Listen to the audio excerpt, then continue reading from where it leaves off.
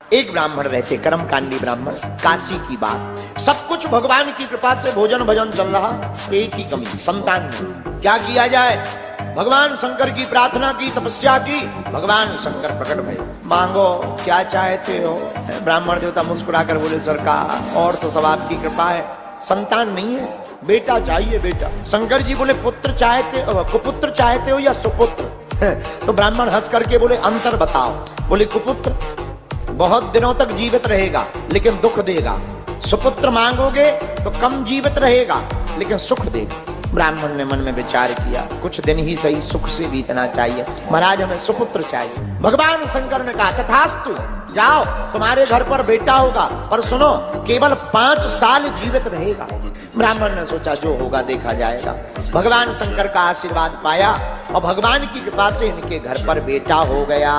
तो दुख भी है और सुख भी। सुख इस बात का कोई संतान नहीं बेटा हो गया, दुख इस बात का कि 5 साल तक ही है, फिर मर जाएगा। इसी टेंशन में धीरे धीरे कब 4 साल बीत गए पता नहीं चला।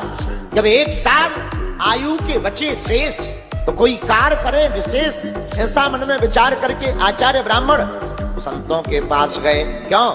हर समस्या का समाधान संतों के पास होता है। संतों के पास गए, महाराज बेटा है, दिया हुआ वरदानी है, लेकिन एक ही दिक्कत है, 5 साल की आयु है और 4 साल हो गए, 1 साल बचे हैं, कोई उपाय बताओ जिससे आयु बढ़ जाए। महात्माओं ने कहा, भाई एक ही उपाय, कोई सिद्धिप्रद महात्मा अगर आशीर्वाद दे दे तो आयु बढ़ सकती। महाराज वो कहाँ मिलेंगे? अब वो ढूंढने से तो मिलते नहीं, वो तो पता नहीं किस भेष में रहेंगे, महात्माओं की पहचान थोड़ी है। तो संतों ने कहा, एक काम करो, जो मिले उसी को प्रणाम कराओ। फिर क्या? बालक, छोटा सा 4 साल का बालक, सिखा है, मस्तक पर तिलक लगाए, धोती पहने, बड़ा प्यारा सा बालक, चंद्रकला की भांति बड़ा बड़ा हुआ। 4 साल व्यतीत हो गए, 1 साल जैसे ही बचे तो दिन पे दिन ब्राह्मण के ऊपर कष्ट बीतने लगा, चिंता बढ़ने लगी। और ब्राह्मण देवता ने हाथ पकड़ा और तीर्थाटन के लिए ले आए बाहर, तीर्थों में घूमने लगे। अब जो महात्मा देखे सोई बालक दंडवत लेट जाए, प्रणाम करे, छोटा सा बालक दंडवत प्रणाम करवे, सोई महात्मा आशीर्वाद दे दें, जय हो। इतना प्रणाम किया, साल बीत गई, प्रणाम करते करते आयु के 4 दिन शेष बचे। अब तो बालक का पिता और चिंता में, 4 दिन का मेहमान है बालक, बार बार लाड़ दुलार करें, गंगा जी के किनारे झोपड़ी बनाकर रहते, अब कोई दिखे सो प्रणाम करो प्रणाम। 4 दिन की जगह 3 दिन बचे। जब 3 दिन शेष बचे तो सप्त ऋषि वहां से निकले। किस्मत की बात, सप्त ऋषि जैसे ही निकले तो तुरंत वह बालक जाकर के सप्त ऋषियों के सामने दंडवत प्रणाम करके लेट गया। नन्हे से बालक का यह स्वभाव देखकर मुनियों ने कह दिया, जाओ चिरंजीवी हो, चिरंजीवी हो। जहां इतना कहा सोई उस बालक का पिता ब्राह्मण रोने लगा, फबक फबक कर। क्या बात, क्यों रो रहे हो? कुछ गड़बड़ है? बालक की तबीयत ठीक है? महाराज हम तो ठीक है, बालक भी स्वस्थ है। आपने वचन दे दिया कि जाओ चिरंजीवी हो, पर ये बालक ज्यादा दिन का मेहमान नहीं है, 3 दिन का मेहमान है। हमें कैसे पता? महाराज वरदानी है, देवता ने वरदान दिया था, हमें पता है। सप्त ऋषि बोले, महाराज अब तो फंस गए। एक दूसरे का मुंह देख के बोले, अपन ने कह दिया चिरंजीवी हो, चिरंजीवी हो, 3 दिन में ये दबक जाएंगे, अपना वरदान विफल हो जाएगा। धीरे से ब्राह्मण बोला, महाराज हमें बालक की कम टेंशन है, तुम्हारे वचनों की ज्यादा है।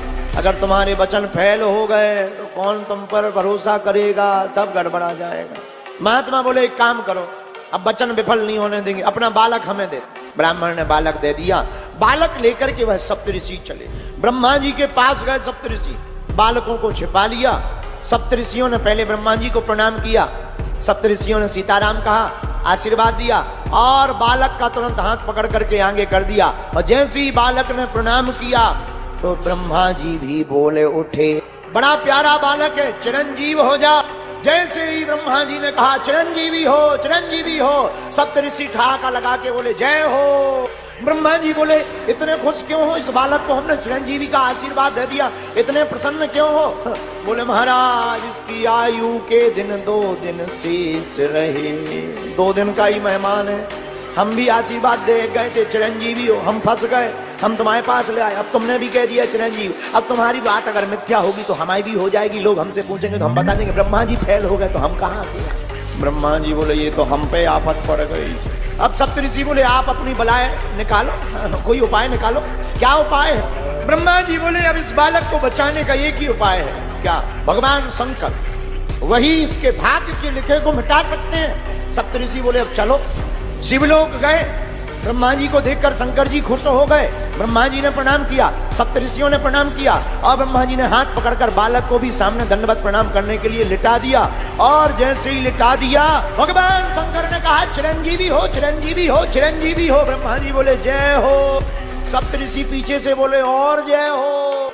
शंकर जी बोले मामला क्या है? तो ब्रह्मा जी बोले महाराज, जिस बालक को आपने अभी आशीर्वाद दिया चिरंजीवी हो, आयु का 1 दिन शेष है। शंकर जी बोले किसका बालक? शंकर जी ने गौर से देखा, अरे ये तो हमारे ही वरदान का दिया हुआ है। सप्तऋषि बोले फिर तो और मुबारकबाद, आपका बेटा है, आपका ही आशीर्वाद है, फिर तो पकड़ो, अमानत संभालो, छोड़ दो। यानी छोड़ दिया।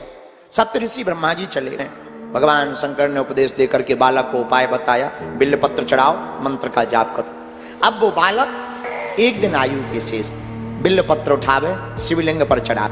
दिन बीत गया, शाम का समय हुआ और काल रूपी यमराज फंदा लेकर के आ गया। गले में फांसी का फंदा डाला, बालक फड़फड़ाने लगा, पर बिल्वपत्र चढ़ाना नहीं छोड़ा। जब शरीर में पीड़ा ज्यादा बढ़ गई, शिवलिंग से बालक लिपट करके रोने लगा। बालक की तोत्री वाणी सुनकर के भगवान शंकर महादेव से रहा नहीं गया और भगवान शंकर त्रिशूल लेकर के प्रकट हो गए। यमराज की ओर त्रिशूल लेकर के दौड़े। क्या है ये? महाराज, बालक की आयु पूरी हो गई, हम यमराज हैं, आपका बनाया हुआ नियम है, आप संहार के देवता हैं, आपने नियम बनाया है कि जिसकी आयु पूर्ण हो जाए उसे जीने का अधिकार नहीं है, बालक को जीने का अधिकार नहीं है। 5 साल पूरे हो गए। शंकर जी बोले एक बात बताओ, इसे 5 साल की आयु का आशीर्वाद किसने दिया? यमराज बोला आप ही ने, और आप ही ने दिया इसीलिए तो हम लेने आए। शंकर जी बोले तो हिसाब हमारे हिसाब से होगा कि तुम्हारे हिसाब से होगा? यमराज बोला महाराज हम आपका हिसाब सुनना चाहते हैं, आप अपना हिसाब बता दीजिए, आपका हिसाब क्या है? शंकर जी बोले आयु हमने दी, हिसाब हमारा चलेगा।